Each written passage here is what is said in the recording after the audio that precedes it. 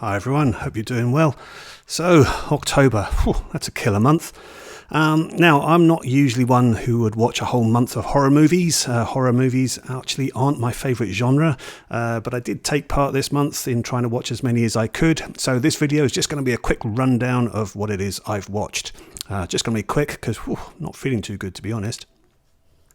Okay, to start off with, I watched the Underworld movies, the first three: Underworld Evolution, and Underworld Rise of the Lycans. Now, I wouldn't really call these full-on horror movies as such, but definitely I was in the mood for some werewolves, and I definitely think, especially with the first two, the practical effects that are used for doing the werewolf sequences are fantastic.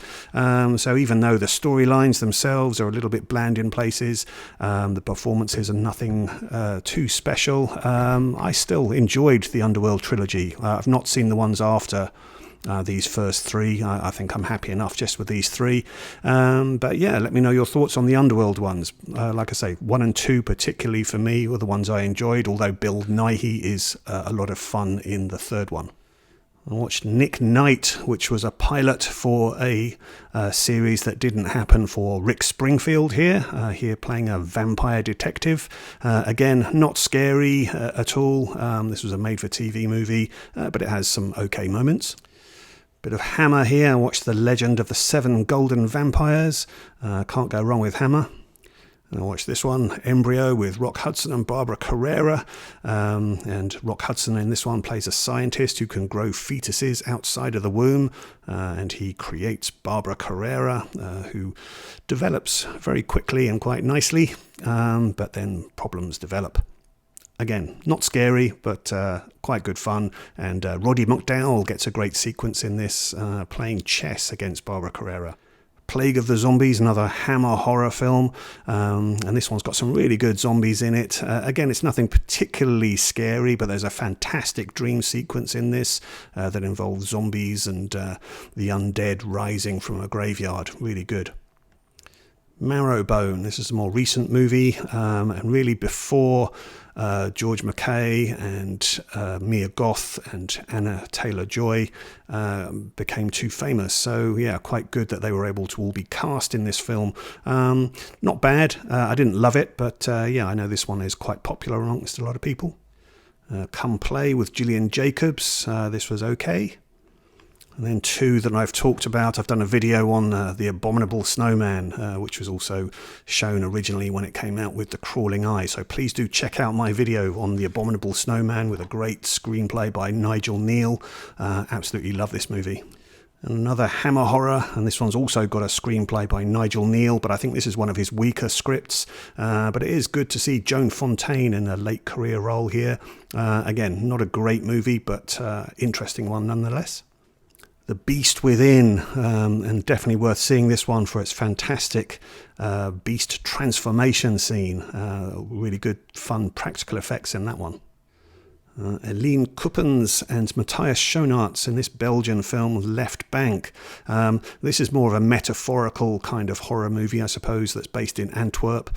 So again, nothing particularly scary, I didn't think, in this one, although it does have some unsettling scenes, particularly towards the end when you actually get to see a live mouse coming out of a knee wound.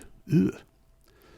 Nice one, this, from the 80s, Ghost Story, with veteran actors Fred Astaire, John Houseman, and Melvyn Douglas in this one. Yeah, this is a nice one. Great cinematography by Jack Cardiff. Yeah, good one. Pet Sematary from 1989. This is one I actually saw in the cinema in the States, actually, when I was on a vacation. Yeah, really like Fred Gwynne in this, and Brad Greenquist here, who was also in The Bedroom Window, Curtis Hanson's film. Yeah, this is pretty good fun. Beneath Still Waters, this is from Brian Yuzna, who directed Society.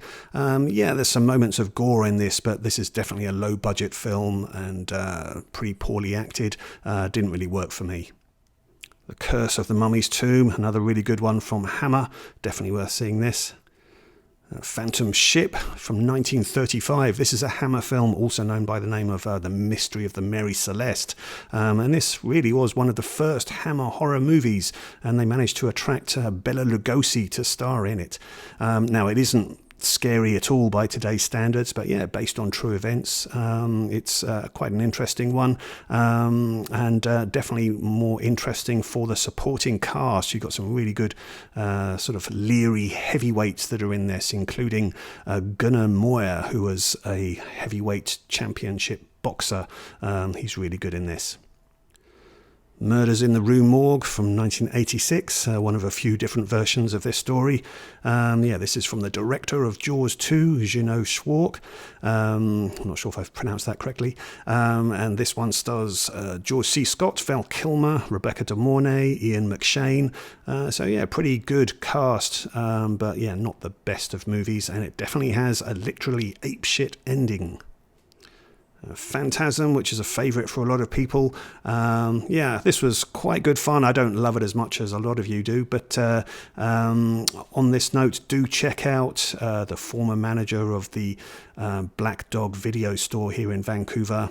He still keeps a podcast going, so they recently did an episode all talking about Phantasm. So I shall put the link up there, and yeah, check that out.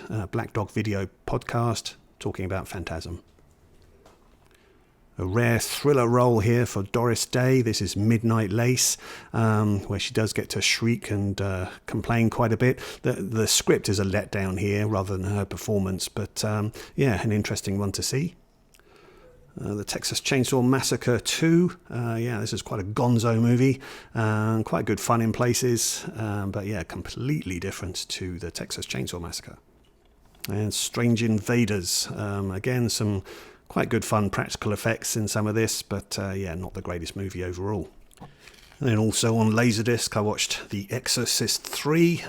Funny enough, I hadn't seen this before. So yeah, not nearly as scary as The Exorcist, but yeah, this is quite an interesting one, written and directed by William Peter Blatty. And yeah, I liked that it had Brad Dourif in this and Nicole Williamson, and of course George C. Scott. Yeah, I had a pretty good time watching this one.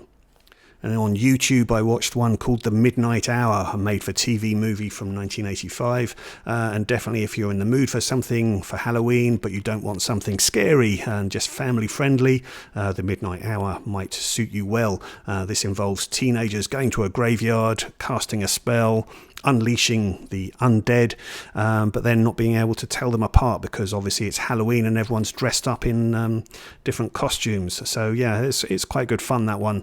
And there's also a dance number as well, so to keep it very much in the 80s in the kind of Michael Jackson thriller kind of style. So yeah, quite good fun. And then one I watched on Shudder, and this was thanks to Jamie at Muckman Movies for putting this one on my radar, and it's a more recent film called Host, which involves a group of people doing a sort of Zoom call where they then get involved in summoning up the dead. But yeah, this one was really quite unsettling. I think it's probably the most unsettling movie I watched all month, and it's only about an hour long as well, so yeah, quick and easy to watch, but yeah, with some very effective moments. I liked Host.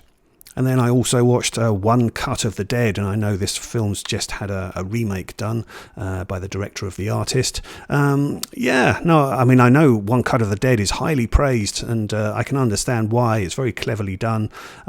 So yeah, I did enjoy it. Perhaps didn't love it as much as some of the high praise that it's getting, but yeah, definitely a worthwhile watch. Okay, there you go. That's just a brief run through of what I watched during October. There's lots of great horror movie channels out there who can talk about these movies in depth.